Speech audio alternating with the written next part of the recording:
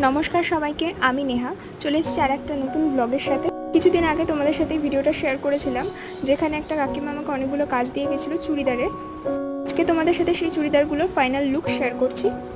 ফার্স্টে যে চুড়িদারটা আছে, এটার সামনে পিছনে গোল গলা ছিল, লটকানে রোজ ডিজাইন ছিল আর পাফ স্লিপ ছিল।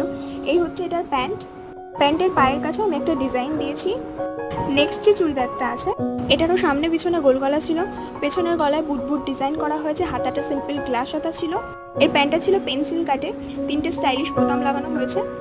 আচ্ছা, তো তারপরে ছিল একটা তোসরের পিসটা তোসরের হওয়ায় হাতার উপরে আমি 2-3টে কুচি করে পাফ ডিজাইন করেছি। লটকানটা একটা ফ্লাওয়ার শেপ দিয়েছি।